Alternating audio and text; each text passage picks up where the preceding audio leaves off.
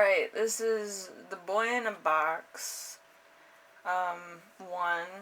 I've actually done extensive research on this on my own time, and I found it really hard to do it with tarot cards and oracles. So, this is probably going to be a 2-part series, but yes, it'll be talking about a lot of my theories, maybe. So, the kid was found in a bassinet box on Fox Chase section of Philadelphia.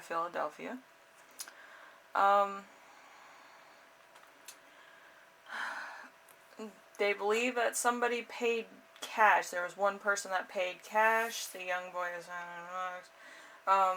he was found dead due to blunt force trauma, they believe. And the kid was either 3, 4, 5, or 6. At one point, the boy was adopted by neighbors that lived in the area where he used to live. I don't really have sources like every video I watched on this, so pick your choice. So I think he might have been drowned also, because I was getting water features when I was in meditation. Could be a stream, river, or something with a little bit of water. Maybe a bathtub. See, and I believe his parents were probably from a different country, if that makes sense to anybody. Because around that time, there might have been a point during the flu pandemic. This is when this timeline was. And they didn't really know what to do at that point if somebody got sick or whatever. So anyway, there could have also been a culture clash or something going on there. And I know what's going on. I'm trying to make it entertaining for people. I already know what's going on, and I know that some of my hypotheses will be proven wrong. So bear with me. And the other reason why I believe that the boy knew the person that did this to him is because nobody was looking for him, and maybe he came from a big family? Question mark. But anyway. And this one was interesting for a lot of reasons, but we'll get to the tarot in a minute. Oh.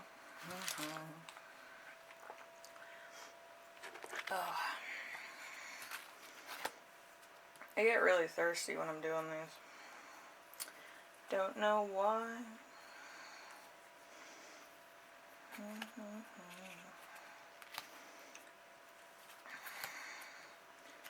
So we have the surprise card.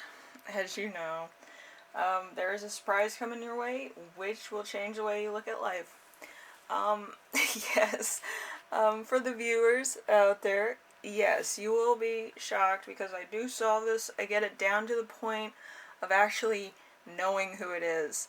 I know who the boy is, I know who the father is, I know who the family is, which is interesting. I'm not going to go into the family detail though, but I will tell you who his father is. It's going to be interesting to most.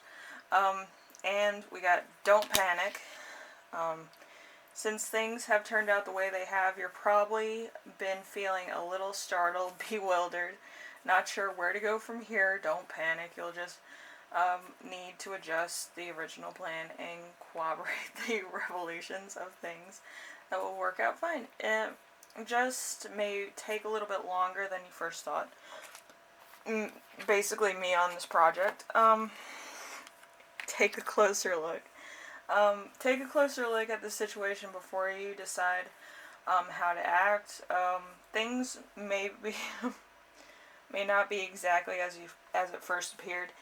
Yes, I did this entire rundown and I thought about so many scenarios because the videos got me thinking. But yeah, I think I got it down to what happened and why and all this. Then we have fear. It's normal to have fear when facing a difficult decision or obstacle. Try to calm your mind by doing something relaxing. The fear will subside. Um, this was for the murderer, actually, and probably for me too. Just be calm. I think this is actually to the point of being a little bit more scary than I would have thought. And I know how the killer must have thought. But yes, that aside, stand your ground. Um, make it clear where you stand on the issue. Hold your ground, and it's important to let people know why you're stepping into this territory. Then we have stay focused. I do the cat wisdom cards so that I kind of know that the cards know how I'm feeling, so that I can channel better. Okay, so stay focused. Be clear on your purpose and what you're setting out to achieve. You will succeed only if you remain 100% focused on the goal. Alright, and now we're going to do the Wonderland Tarot. Yeah, this murder case gets under my skin a lot. I lost sleep after I saw the first video on this. So if I'm a little nervous, it's because that me figuring this out is very taunting to me. So bear with me. Alright, so there's the Nine of Cups in reverse. Bad decisions, but also a liberty that comes from it, opposition, disputes, difficulty, a false sense of security and freedom. So, this has everything to do with what's actually going on in the case. So I would listen to what I have to say. And then we have the Six of Pentacles in reverse. Envy, jealousy, an illusion of generosity, bad debts, unpaid loans, overwhelming greed. So there was a lot of stuff going on here. The Eight of Swords, censorship, bad news, temporary bandage, a person dominated by another person or by a situation, making its own prison sickness, conflict, or severe disaster. So this is kind of wedging you into a wall if you think about it. Some people are like, oh, it's this, that. No. We're actually getting down to it. It's bringing back a lot of personal experiences for me, especially with my brother. I've talked about my brother in on my Twitter a couple times. So if you haven't been looking at my Twitter, like 3 years ago, yeah, I mentioned about this subject that I'm covering right now. The Page of Wands in reverse, the evil side of those qualities, and unexpected illness, lack of preparation, a powerless person. So the child in question is the main frame of this whole discussion, and you're going to find out why in a minute. But also, the murderer is very spot on too in some of the reading. So, and then we have the Cloud card, the Loop. Connection, chance to step up, worry especially about money, loss of money, loss of innocence in demantling fashion. So, it doesn't have anything to do with what everybody else is thinking about. And then we have create. Abandoned sensitivity and sensation of blooming. A balance in a conflict, alternatively a friendship or harmony. A stagnant or deterrence. So there was an incident, and this is why this particular issue is a thing. So I can probably finish this within, what is it, 18 minutes? I could probably finish it in 18 minutes. Alright, so we have the playing cards. We have the Ace of Swords, changed by quarreling. It shows powerful emotions, and other cards will show if there is negative or positive, justice and wrath.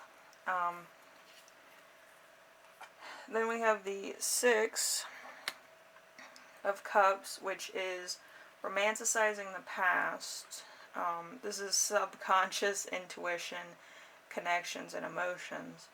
And then we have the Pagan Cats. The Pagan Cats, we have the Nine of Swords, obsession, sleep deprivation. So this is probably how the family was feeling, or the murderer, because there was something going on. I will touch base with that in a second. I'm bursting to tell you what's going on. But yes, then we have the World card in reverse, which is staying somewhere because it's happy and not moving on. A journey that's never ending. And then we have the Right Eye of Wisdom, birth, intuition, and the subconscious. The Angel of Mercy, scales, rising smoke, a grave. So, yes. And I will close my notebook on that.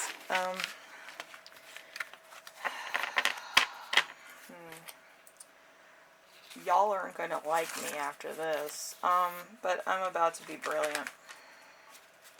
Anyway, so Philadelphia, February 29th, 1957. Alright, this is the final words and clues that the boy in the box gave. Makes it harder for yourself without causing distress on yourself or others.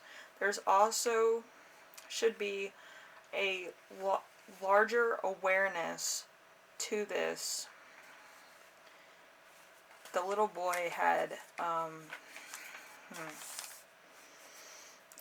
autism or Asperger's syndrome.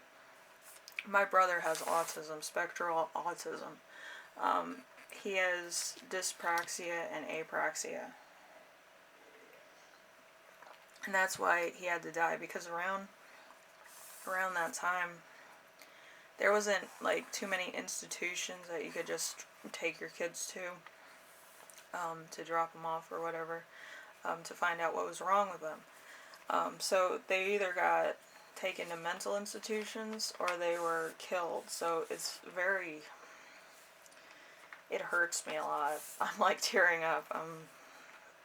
Yeah, I can't understand why somebody would do that because of a disease like autism. Because my brother is like really smart. He used to do my math homework. Don't tell anybody.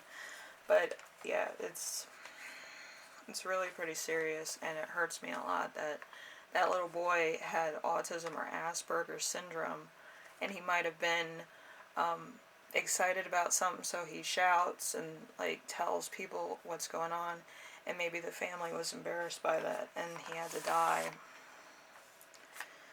because they couldn't live with that embarrassment, so they hit him and ended his life on that. So, yeah. Then we have willing to look beyond the superficial by confusing intensity and compassion. So, yeah, there was a lot of people that were trying to help this family out, I'm guessing. And nobody really understood, and their doctors didn't understand, and it was just a burden on the family. And they were like foreign. I believe the father was from Austria, and they came to America and had kids in America, so there wasn't too many resources that they knew about going to. Okay, and this is destructive behavior, like greed or addiction that is out of control. things may get out of control that at a intervention or a drastic event must occur to shake you out of your complacency and ignorance. So this was like a big case. It was in the papers when it happened, when the little boy was found. But it was like, it was kind of like a sunny day, and then it was like a really dreary day, because this was being talked about everywhere on the radio and the newspapers, and it was talked about. Nobody really touched base on what was really happening, which was really sad. And then we have loss, suffering, grief. It may test your fate and make it harder to believe or understand that death is a transition.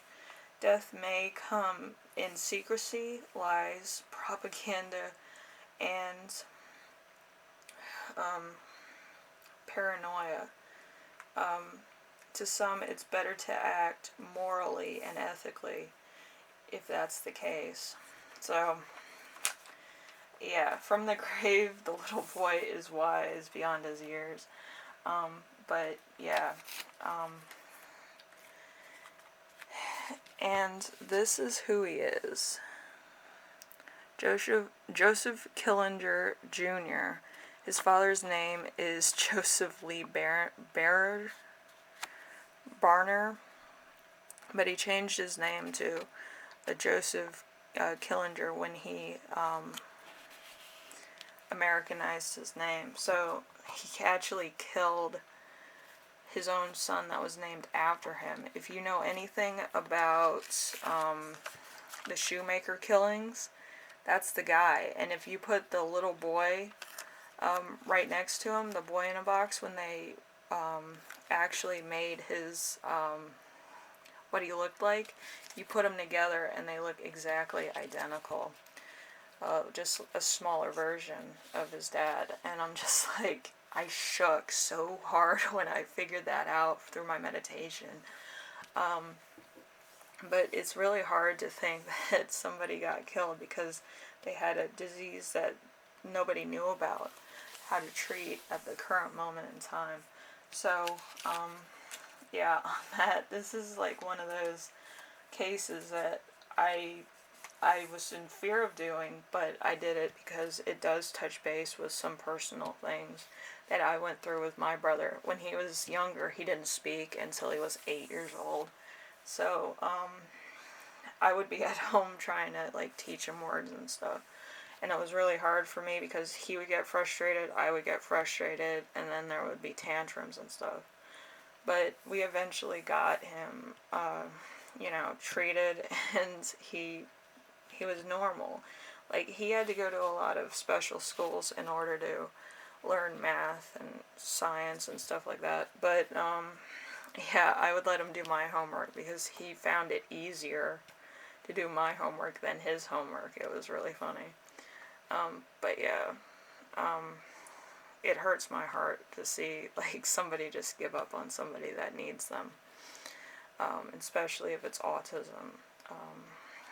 I think autism is not an ideal disease for anybody to have. Maybe some people are embarrassed by their kid having autism, but they are generous. Doesn't matter who they are. And they think about other people before themselves, which I find is amazing. Usually other people, they think about helping people and then they help people out of, either duty or they feel like it or whatever. But people with autism want to talk to people, want to help people. They want to be understood more than anybody else. And people exclude them from every conversation, and it's really sad. Anyway, with that, I will be ending this right here because I'm an emotional wreck. And I hope to see you in the next video. This series has been, like, really crazy for me. But I'm going to be doing a few celebrity ones in, like, a couple weeks. And yeah, I think it's going to be more of a thing for, just for myself to come out of my shell a little bit more. I don't like doing normal tarots too much. I like doing like where I can be clairvoyant, kind of have eureka moments, and doing these cases help me. But it also kind of hurts me because it's taking a piece of me out to share with the world, which I'm kind of vulnerable at this moment. But I hope you all liked it, and if you did, leave a like, and I'll try to do more of these that are kind of out of my comfort zone. But yeah, it was really hard for me to like do this tonight. I actually spilled my drink on my notes. That's how nervous I was about this. So thank you guys for watching, and I will see you in the next one, alright? Bye now.